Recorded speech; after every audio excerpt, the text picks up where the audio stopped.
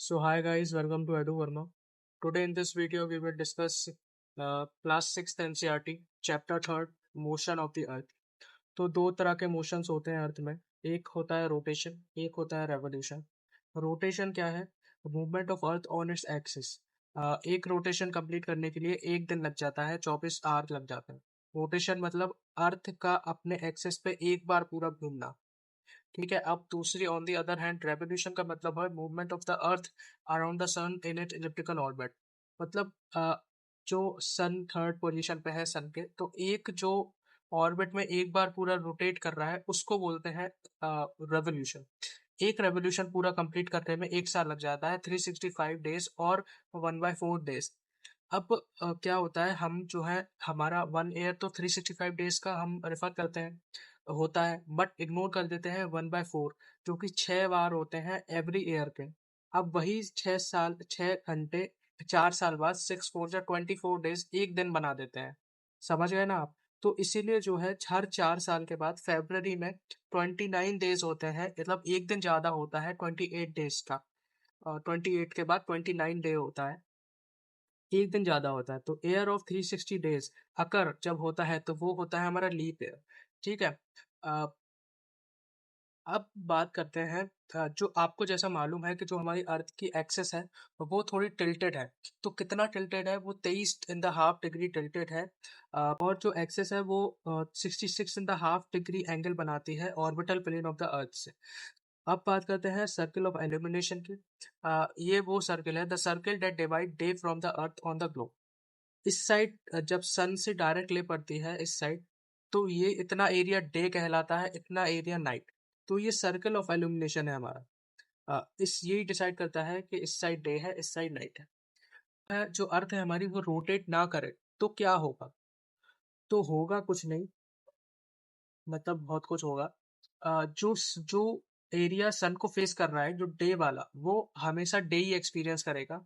और जो नाइट है वहां पे, वो इतनी डार्क हो जाएगी और इतनी वहां पे सर्दी होगी कि, और यहाँ पे इतनी एक्सट्रीम गर्मी हो जाएगी कि लाइफ पॉसिबल ही नहीं होगी इतनी एक्सट्रीम कंडीशन में।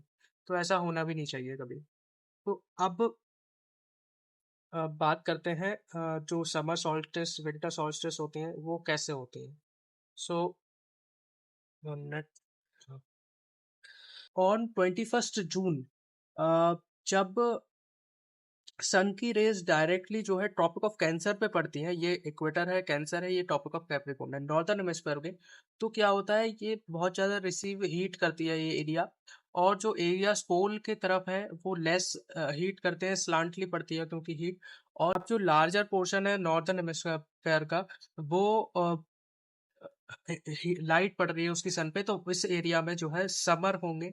और पीछे के एरिया में विंटर्स होंगे, पीछे इसके एरिया में विंटर होंगे। यहाँ पे क्या होगी, नॉर्दर्न हेमिस्फीयर में समर में डे बड़े होंगे और रात छोटी होंगी, और इस साइड समर सदर्न हेमिस्फीयर में विंटर्स में दिन छोटे होंगे, रात बड़ी होंगी।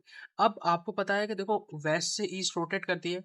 अब 21 जून में नॉर्दर्न हेमिस्फीयर पे डायरेक्टली पड़ रही थी, अब जो नॉर्दर्न हेमिस्फीयर थोड़ा ऐसा घूम जाएगा इस साइड आते आते।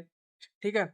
तो क्या होगा, 21 जून के बाद सितंबर में डायरेक्ट लेट्स पड़ेंगी इक्वेटर पे। तो क्या होगा, नॉर्दर्न हेमिस्फीयर पे ऑटम का सीजन चल रहा होगा और सदर्न हेमिस्फीयर पे स्प्रिंग सीजन पर चल रहा होगा। और दोनों में इक्वल डे इक्वल नाइट होगी, ऐसा नहीं होगा कि लॉन्ग डे है कोई शॉर्ट नाइट है। फिर इसके बाद फिर वेस्ट से ईस्ट रोटेट हुआ। तो पहले तो नॉर्दर्न हेमिस्फीयर पे डायरेक्टली रेस पड़ रही थी, अब क्या होगा, सदर्न हेमिस्फीयर पे डायरेक्टली रेस पड़ेगी कैप्रिकॉर्न पे। तो क्या होगा, 2 दिसंबर में क्या होगा, सदर्न हेमिस्फीयर पे कैप्रिकॉर्न पे डायरेक्ट लाइट पड़ रही होगी, तो सदर्न हेमिस्फीयर पे समर चल रहे होंगे जिसमें लॉन्ग डेज होंगे, शॉर्ट नाइट होगी। और नॉर्दर्न हेमिस्फीयर पे on the other hand short day होंगे, लॉन्ग नाइट होंगे और विंटर्स चल रहे होंगे। अब ये फिर वेस्ट से ईस्ट रोटेट करेगी। तो फिर जब ये वेस्ट से ईस्ट फिर रोटेट करेगी तो फिर इक्विनॉक्स सीजन वाला चलेगा। तो इसमें क्या होगा कि जो डायरेक्ट रेट फिर इक्वेटर पे पड़ेंगी, बट नॉर्दर्न हेमिस्फीयर पे स्प्रिंग का सीजन चलेगा और सदर्न हेमिस्फीयर पे ऑटम पे। पहले क्या था, जब 23 सितंबर के टाइम पे नॉर्दर्न हेमिस्फीयर पे ऑटम था और सदर्न हेमिस्फीयर पे स्प्रिंग थी। अब नॉर्दर्न हेमिस्फेयर पे स्प्रिंग सीजन रहेगा और सदर्न हेमिस्फेयर पे ऑटम। इक्वल डे रहेंगे, इक्वल नाइट होगी। अब चेंज इन डे होता है और night is due to rotation of the earth, और चेंज इन सीजन होता है रेवोल्यूशन ऑफ द अर्थ के पे डिपेंड करता है।